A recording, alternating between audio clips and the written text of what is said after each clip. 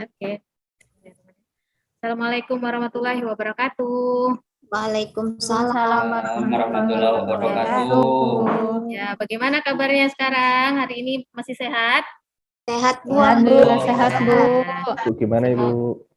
Alhamdulillah ya, semoga hari ini sampai selesai kita masih diberikan kesehatan, kemudian kita masih diberikan niat untuk terus menuntut ilmu dan belajar, sehingga kita memiliki ilmu yang bertambah dan berkah untuk kita semua. Sebelum kita memulai belajar, kita biar bacakan dulu. Untuk berdoa, silakan Zainuri untuk memimpin doa hari ini. Baik teman-teman, sebelum kita belajar, marilah kita berdoa agar ilmu kita menjadi ilmu yang bermanfaat. Berdoa mulai. Berdoa selesai. Amin. Oke, terima kasih sudah memimpin doa. Hari ini masuk semua? Masuk, Bu. Alhamdulillah, Bu, masuk Alhamdulillah. Jadi masuk semua ya. Oke, hari ini Ibu akan memberikan penjelasan tentang materi. Kira-kira masih ada yang ingat pelajaran kita sebelumnya apa? Ingat, Bu. Saya, Bu. Apa tuh? Tentang Indonesia sebagai poros maritim dunia, Bu. Dan juga batas-batas wilayah Indonesia, Bu. Oke, berarti Eva belajar ya kemarin ya, masih ingat pelajaran kemarin? Belajar terus, Bu, saya, Bu. Alhamdulillah. Selanjutnya siapa lagi yang masih ingat? Hari ini kemarin kita belajar apa? Saya, Bu. Ya, apa tuh? Belajar tentang letak Indonesia, Bu. Letak Indonesia apa aja? Ya, baik dari letak geografisnya, letak geomorfologisnya, dan letak geologisnya, Bu. Oke, betul sekali. Berarti sebagian besar masih ingat pelajaran yang kemarin ya. Kira-kira pelajaran hari ini apakah ada kaitannya dengan pelajaran yang kemarin? Nggak tahu, Bu. Memangnya ada apa, Bu? kaitannya, Bu? Kaitannya apa, Bu? Oke, kan karena minggu lalu kita belajar tentang posisi strategis, di salah satunya kan di situ membahas tentang Indonesia letaknya secara astronomis. Nah, karena Indonesia secara astronomis, berarti kan Indonesia memiliki iklim tropis. Nah, di situ dikaitkanlah iklim tropis berhubungan dengan flora dan fauna. Maka hari ini kita akan belajar tentang persebaran flora dan fauna di Indonesia. Nah, sebelumnya Ibu akan menjelaskan. Jadi inti pelajaran kita adalah tentang persebaran flora dan fauna, kemudian kita mempelajari tentang pengertian biosfer, kemudian faktor-faktor persebaran biosfer. Dan tujuan hari ini supaya kalian bisa memahami permasalahan sekitar, memiliki rasa ingin tahu, kemudian kalian juga bisa bertanggung jawab dan menyampaikan pendapat. Dan nanti kalian bisa memberikan kritik dan saran. Nah, kemudian langkah-langkah pelajaran hari ini kita mempelajari persebaran flora fauna, kemudian membahas masalah yang akan kita bahas, kemudian pembagian kelompok, diskusi tanya jawab, dan yang terakhir nanti kita ada evaluasi. Oke, di sini dari dari gambar ini, melihat gambar seperti ini, apa yang terpikirkan oleh kalian kalau melihat gambar seperti ini? Siapa yang bisa? Saya, Bu. Ada Ya, mobil, silakan. Itu apa tuh? Gambar apa tuh? Oh ya, itu komodo, Bu, ya? Kenapa tuh komodonya? Komodonya mobil, Bu. Itu mobilnya bapaknya Zainuri itu kayaknya, Bu. Soalnya kayaknya sudah direnovasi itu, Bu. Nah, kenapa tuh? Ayo. Berarti ini ada mobil. Iya, mau dijadikan tempat wisata kalau nggak salah, Bu, ya. Oke, ada lagi yang lain? Ini apa? Gambar tentang apa ini kira-kira? Iya, Bu, itu seekor komodo sedang jalan, Bu. Nah, Karena terus? habitatnya sedang diubah oleh manusia untuk jadi wisata geopark katanya. Oke, berarti sudah tahu informasi itu ya tentang rencana pemerintah kita mau membuat Jurassic Park-nya Indonesia ya. Oke, Ya Bu, Nanti kita sudah akan Bu. mempelajari ini secara mendalam, tapi sebelumnya kita akan mempelajari dulu materi secara singkat dulu. Apa itu tentang, karena ini berhubungan dengan habitat, berarti berhubungan dengan bioma. Nah, bioma itu apa? Bioma itu adalah salah satu ekosistem yang sifatnya itu secara menyeluruh dan memiliki karakteristik. Nah, di dalamnya itu ada kesinambungan, ada beberapa faktor di dalamnya, ada atmosfer, biosfer, litosfer, kemudian ada atmosfer, dan ini satu sama lain saling berkaitan. Apabila salah satunya rusak, pasti juga akan mempengaruhi yang lain. Nah, kemudian bioma itu juga salah satu kesatuan yang sifatnya dipengaruhi oleh iklim, edafik, dan sebagainya. Jadi, ada beberapa juga bioma yang sifatnya itu dominan tumbuh-tumbuhannya. Kalau ada yang dominannya ada hutan taiga aja, ada yang dominannya hanya padang rumput aja. Jadi akan kelihatan di sana bioma itu memiliki komunitas yang lebih dominan yang mana. Nah, kemudian di sini juga ada beberapa berhubungan dengan hidrosfernya, air, unsur-unsur lingkungan, dan sebagainya. Nah, di sini ada beberapa video yang bisa kalian tonton untuk memperjelas materi yang sudah dijelaskan.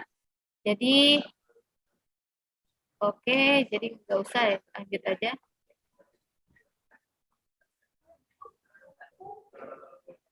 Oke, jadi kita lanjut saja. Ini ada beberapa video, silakan ditonton dulu.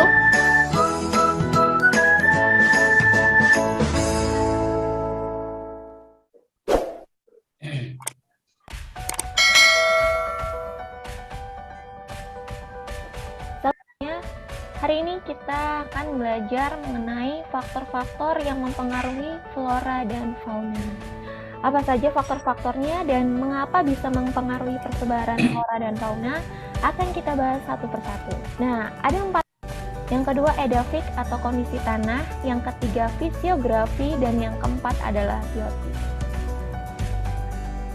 Kita mulai yang pertama. Faktor yang pertama adalah iklim. Yang pertama adalah suhu, kedua adalah kelembapan udara, ketiga angin, keempat tingkat curah hujan, dan yang kelima adalah cahaya matahari. Unsur-unsur dari semua ini mempengaruhi persebaran flora dan fauna. Lalu, itu berpengaruh terhadap tanaman adalah kesuburan tanah seperti tanah vulkanik dan mandensol. Apa sih tanah vulkanik dan Ya, silakan diklik. warna hitam dan Diklik subur. videonya, Ibu Lan. Media optimal. Keempat adalah faktor biotik. Faktor keempat adalah faktor yang terakhir. Nah, faktor biotik ini Oke.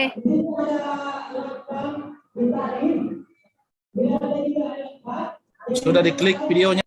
Sudah, Pak. Nah, oke, jadi di sini saya akan menjelaskan ulang kembali. Di sini ada beberapa faktor yang mempengaruhi persebaran flora dan fauna. Yang pertama itu ada suhu, kemudian ada kelembaban udara, kemudian ada angin, kemudian juga ada curah hujan, dan juga di situ ada cahaya matahari. Nah, jadi bisa dikatakan di sini adalah flora fauna itu tidak bisa hidup di seluruh tempat atau di setiap tempat di permukaan bumi kita ini karena ada faktor-faktor yang berkaitan dengan persebaran tersebut. Nah, selain itu juga ada salah satunya misalnya seperti biotik, kemudian ada edafik, kemudian ada juga faktor manusia di dalamnya. Jadi kita sebagai manusia juga bisa mempengaruhi terjadinya persebaran flora dan fauna. Nah, di sini saya Ibu lebih menekankan kepada persebaran faktor persebaran fauna flora itu berhubungan dengan manusia. Kenapa? Karena kan manusia memiliki peran yang sangat penting untuk persebaran tersebut sehingga terjadilah permasalahan seperti ini. Nah, ini ada beberapa permasalahan yang bisa kita ambil dari di sini ada beberapa organisasi lingkungan khawatir pembangunan Pulau Rinca itu mengganggu komunitas komodo. Nah, di sini ada beberapa artikel yang menceritakan tentang dampak lingkungan terhadap pembangunan yang dilakukan di Pulau Rinca. Nah, di sini kita bisa lihat. Nah, kalau menurut kalian artikel ini apa pengaruhnya terhadap setelah kalian membaca artikel ini, kira-kira pendapat kalian apa? Menurut kalian pendapatnya dengan adanya artikel tentang adanya pembangunan di Pulau Rinca yang sehingga mengganggu aktivitas yang ada di sana berhubungan dengan kehidupan habitat komodo. Siapa yang bisa memberikan pendapatnya? Silakan atau tanggapannya? Ya, silakan. Bu. Bisa jadi Bu, pembangunan itu bisa merusak habitat tempat tinggalnya komodo tersebut Bu. Jadi komodo itu terganggu dengan pembangunan tersebut, gitu Bu. Oke, ada lagi yang lain?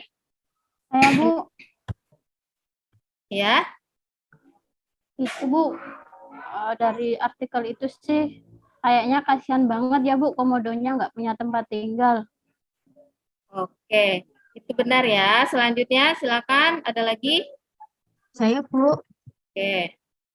ya kalau seperti itu sih biasanya bisa jadi suatu saat salah satu keunikan Indonesia bisa terancam punah Bu. Komodo kan termasuk salah satu ikon dari 7 keajaiban dunia. Kan sayang sekali kalau tidak diperhatikan, kalau kita tidak perhatikan. Oke, jadi kalau menurut pemahaman kita, kalau menurut dari link artikel ini banyak sekali hal yang disayangkan dari pembangunan yang ada di Pulau Rinca ya, sehingga karena dijadikan sebagai tempat wisata. Nah, untuk memperdalam artikel ini, Ibu sudah membagi kalian menjadi 2 kelompok. Jadi silakan nanti kelompok pertama. Nih, sudah Ibu bagi kelompoknya, ada kelompok A dan kelompok B. Silakan, Ibu sudah membagikan link LKPD-nya di KBM. Silakan diisi sesuai dengan pertanyaan yang Ibu ajukan. Kemudian nanti silakan kalian cari informasi-informasi yang bisa kalian dapatkan melalui buku sumber atau dari internet atau dari sumber belajar lainnya yang bisa kalian gunakan. Oke, bisa ini dikerjakan untuk kelompok A? Bisa Bu. Kelompok B? Bu. Bisa Oke, Bu. silakan ya, jangan tidur ya, dikerjakan. Baik, Bu. Siap Bu. Ini carinya di mana, Bu? Ini carinya, linknya sudah Ibu bagikan di grupnya. Di situ ada beberapa sumber artikel. Kalian nanti tinggal dibaca, kemudian nanti disimpulkan, ambil kesimpulan, kemudian nanti jawabannya itu dipindahkan ke LKPD yang sudah Ibu bagikan di grup KBM ya. Baik Ya, Bu. Nanti kalau sudah selesai, nanti kalian mempresentasikan setelah ini. Jadi kalau ada yang mau ditanyakan dulu silakan untuk bertanya. Sudah paham, Sudah, Bu. Bu. Fitriya jangan tidur ya. Habis ngapain semalam? Di situ Bu. Begadang, Ngopi. Bu. Beda ngopi Bu. Dangdutan, Bu. Yang depan itu Bu Ayo kayak fokus, biduan Bu. Fitria. Ya, Bu, ya, Bu. Fokus ya. Oke.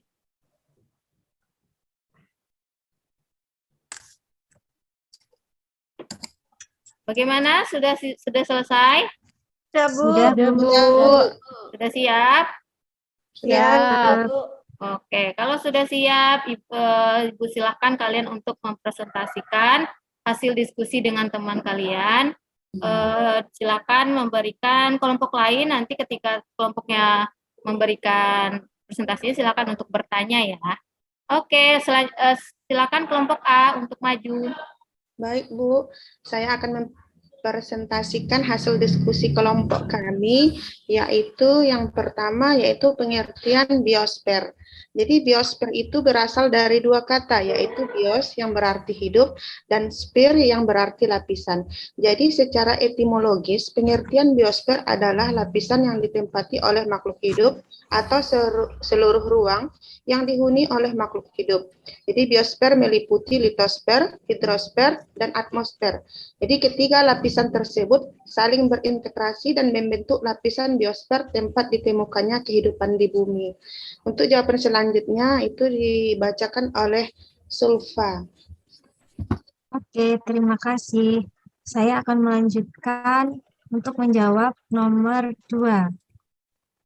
Faktor persebaran flora fauna, yaitu yang menyebabkan adalah faktor klimatik, faktor edafik, faktor fisiografi, dan faktor biotik. Untuk selanjutnya, nomor 3 akan dibacakan oleh Putra, Bu. Oke, silakan Putra. Thank you, Bebek Silva. Untuk itu, penyebab munculnya adanya pembangunan di kawasan Pulau Rinca, kepulauan tersebut dinyatakan sebagai taman nasional untuk melindungi komodo yang terancam punah dan habitatnya serta keanekaragaman hayati dalam wilayah tersebut. Taman lautnya dibentuk untuk melindungi biota laut yang sangat beragam yang terdapat di sekitar kepulauan tersebut, termasuk yang terkaya di bumi. Oke, lanjut. Selanjutnya dilanjut sama Mbak Eva ini. Ya, baik. Saya akan melanjutkan. Untuk pertanyaan, apa saja masalah yang dapat ditimbulkan dari pembangunan tersebut? Nah, masalahnya adalah yang pertama, potensi perubahan bentang alam akibat pembangunan infrastruktur yang berdampak pada gangguan terhadap biodiversitas alam. Yang kedua, mengganggu kehidupan biota laut karena pencemaran. Yang ketiga, merusak kawasan taman nasional. Dan yang keempat, merusak habitat. Nah, selanjutnya dibacakan Besti Rosi. Silahkan, Besti. Ya, yang punya Besti, silakan. Baik, Besti. Kalau menurut kami untuk permasalahan nomor 5 ini solusi terbaik yang diterapkan supaya habitat komodo di Pulau Rinca tidak terganggu adalah yang pertama, pemerintah harus mengkaji ulang dan menyusun perencanaan pembangunan yang matang. Yang kedua, melibatkan masyarakat setempat. Dan yang ketiga adalah melakukan komunikasi secara aktif. Begitu, Bu. Oke, bagus sekali ya kelompok A memberikan pemaparannya. Oke, terima kasih kelompok A. Saya kira ini sudah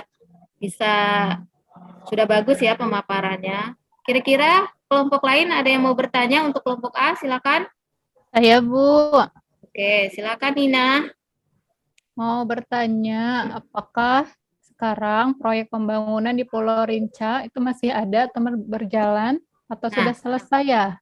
Oke, ini pertanyaannya terkait dengan masalah ya. Kira-kira proyek yang ini masih berjalan atau tidak ya? Bagaimana kelompok A? Bisa dijawab? Bu, mau jawab. Oke, silakan. Terima kasih Besti Nina untuk pertanyaannya.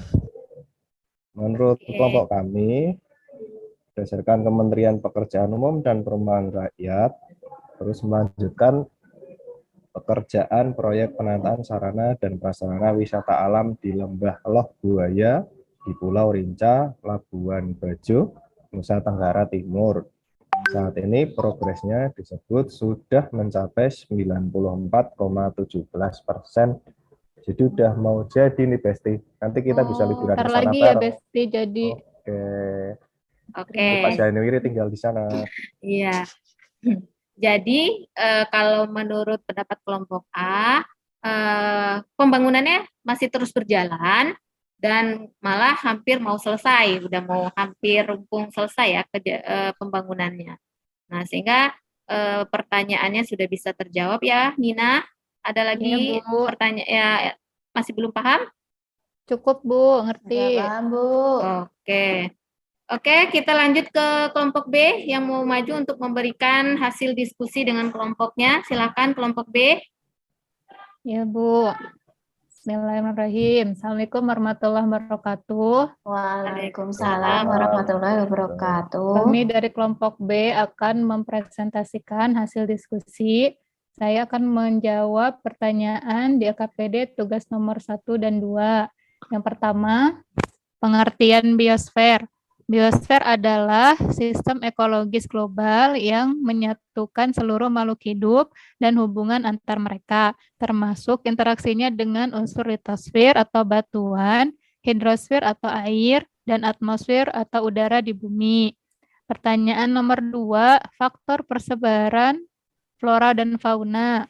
Yang menyebabkan atau faktor yang menjadi penyebaran flora dan fauna adalah yang pertama faktor iklim, yaitu suhu, sinar matahari, kelembapan udara, angin, dan curah hujan. Faktor edafik atau tanah, meliputi tekstur tanah, tingkat kegemburan, mineral organik, mineral anorganik, kandungan air tanah. Kemudian faktor fisiografis, ini ke faktor ketinggian wilayah atau bentuk lahan. Yang terakhir adalah faktor biotik. Penjelasan selanjutnya akan dilanjutkan oleh Zain. Silakan Zain. Silakan. Terima kasih. Ya, saya akan melanjutkan penjelasan tentang mengapa penyebab munculnya adanya pembangunan di kawasan Pulau Rinca. Jadi penyebab pertama terhadap pembangunan di pulau ini yaitu tujuannya sih sebenarnya mempromosikan kesejahteraan ekonomi masyarakat yang tinggal di sekitar kawasan tersebut, ya, dengan mengembangkan potensi yang ada dengan cara berkelanjutan. Itu artinya sebenarnya pembangunan ini juga untuk kepentingan masyarakat tersebut dengan dengan mementingkan pembangunan berkelanjutan seperti itu. Itu Bu. Berarti ada positif dan negatifnya ya, ada positifnya juga ya. Oke, selanjutnya. Saya akan membaca nomor 4, Bu. Oke, silakan dipresentasikan. Apa saja masalah yang dapat ditimbulkan dari pembangunan tersebut? Jadi yang pertama itu merusak ekosistem. Jadi tempat tinggalnya komodo itu otomatis juga akan mengalami gangguan, Bu. Terus kemudian yang kedua, komodo terancam punah. Terus yang ketiga, pencemaran lingkungan. Terus untuk yang kelima, silakan Fajriani dilanjutkan. Terima kasih Kakak Premit.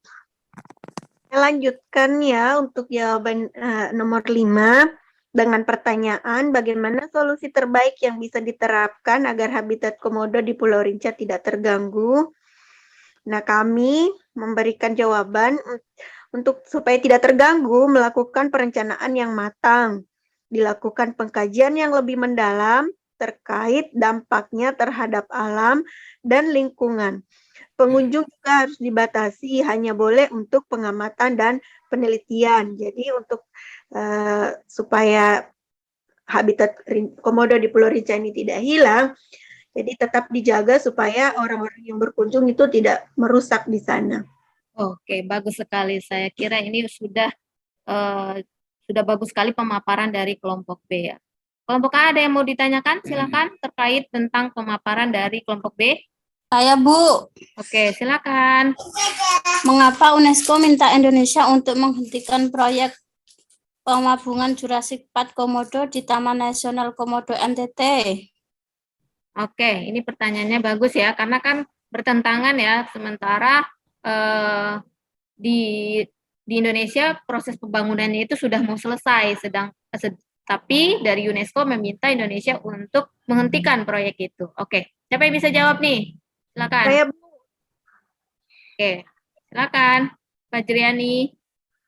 Nah, peringatan UNESCO agar pembangunan lokasi wisata Taman Nasional Komodo ini di NTT ini dihentikan karena dikhawatirkan melanggar prinsip dasar konservasi, membuka kembali polemik seputar desain pembangunan industri wisata di kawasan konservasi itu. Jadi nanti komodonya jadi tidak terjadi dengan adanya proyek ini.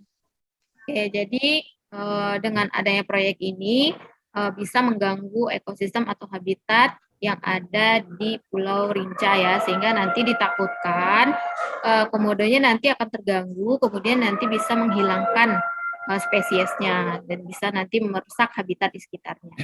Oke, sampai di sini dari pemaparan dua kelompok ini kira-kira masih ada yang belum paham? Silakan untuk bertanya. Paham, Bu. Paham?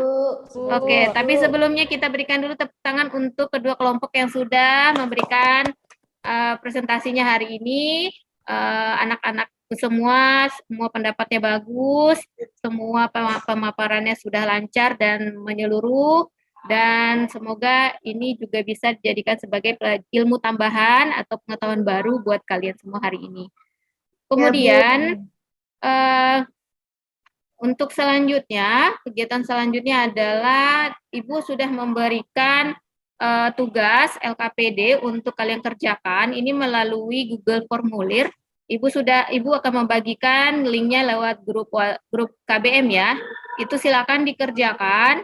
Jangan sampai terlambat, kerjakan tepat waktu. Bagi yang tidak tepat waktu nanti nilainya dikurangi ya. Jadi usahakan mengerjakan evaluasinya tepat waktu. Kemudian hari ini siapa yang bisa memberikan kesimpulan dari pelajaran kita hari ini? Siapa yang bisa memberikan kesimpulan? Akan Ibu berikan nilai. Mau menyimpulkan. Oke, silakan. Nah, dari pembelajaran kita hari ini, kita telah mempelajari biosfer dan faktor-faktor persebarannya.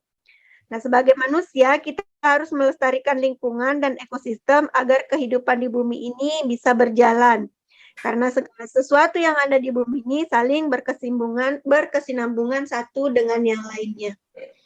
Oke, itu bagus sekali kesimpulannya. Jadi, pelajaran kita hari ini adalah kita membahas tentang flora dan fauna, berhubungan dengan faktor-faktor persebaran flora dan fauna, dan karena bumi kita ini satu kesatuan, di dalamnya ada seluruhnya, jadi salah satu yang bermasalah pasti akan berkaitan dengan yang lain. Maka tugas kita sebagai manusia di muka bumi ini yang memilih akal, yang bisa menciptakan teknologi, yang bisa menciptakan ilmu pengetahuan, maka kita harus menjaga, melestarikan, dan membudidayakan flora fauna yang ada di bumi kita sehingga ekosistem di bumi kita tidak rusak, kemudian kita bisa hidup sesuai dengan yang kita harapkan. Oke, untuk materi hari ini masih ada yang perlu ditanyakan? Tidak ada, Bu. Oke, untuk pertemuan selanjutnya kita akan membahas tentang persebaran flora fauna Indonesia dan dunia. Jadi kita sudah mulai masuk ke pembagian-pembagian wilayah dan pembagian-pembagian biomanya. Untuk minggu depannya kalian baca-baca ya materinya di rumah dengan buku sumber yang kalian punya, sehingga nanti untuk Ibu masuk pertemuan selanjutnya kalian sudah memiliki materi tersebut. Oke, sampai di sini kira-kira kita cukupkan pembelajaran hari ini. Semoga ilmu yang Ibu berikan hari ini bermanfaat untuk kalian dan kalian juga bisa mengaplikasikan ilmu yang kalian dapatkan untuk lingkungan sekitar. Kalian bisa melakukan pengamatan untuk sekitar dan lebih peka terhadap flora dan fauna. Jadi bagi yang belum sayang sama hewan, silakan disayangi hewannya ya. Bagi yang punya hewan dan atau yang belum suka bercocok tanam, silakan ya untuk menyayangi flora fauna yang ada di sekitarnya.